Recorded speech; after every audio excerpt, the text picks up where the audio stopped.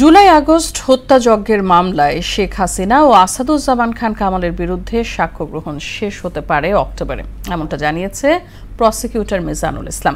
রোববার ট্রাইব্যুনাল 1-এ মামলার চতুর্থ দিনের সাক্ষ্য গ্রহণ হয়। এছাড়া রামপুরা থানায় হত্যা মামলায় চূড়ান্ত প্রতিবেদন দিতে 25 আগস্ট পর্যন্ত সময় দেওয়া হয়েছে। আরও জানাচ্ছেন কাজী পাপ্পু।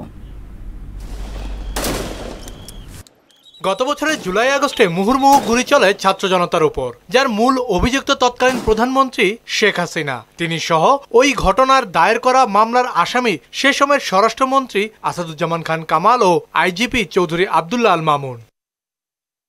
রোববার সকালে ট্রাইব্যুনালে হাজির করা হয় মামলার আসামি ও রাজসাক্ষী চৌধুরী আব্দুল্লাহ আল মামুনকে।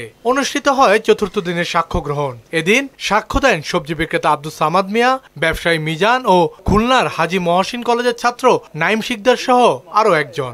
শটগান দিয়ে গুলি করলে তার পিঠে অসংখ্য গুলি আছে, সে অনুমান করছে যে সেই গুলির সংখ্যা 500-র বেশি হবে।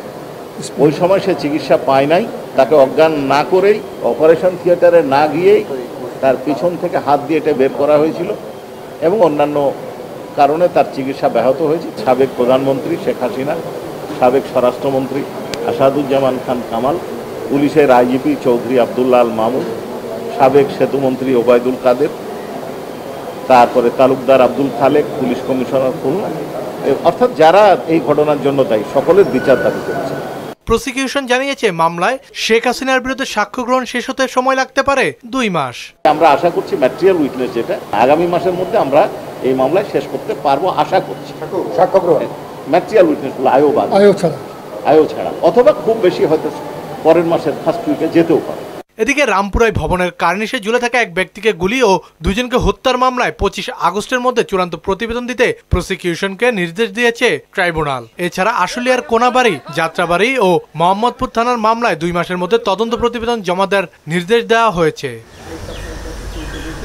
কাজী পাপ্পু, মোহনা সংবাদ, ঢাকা।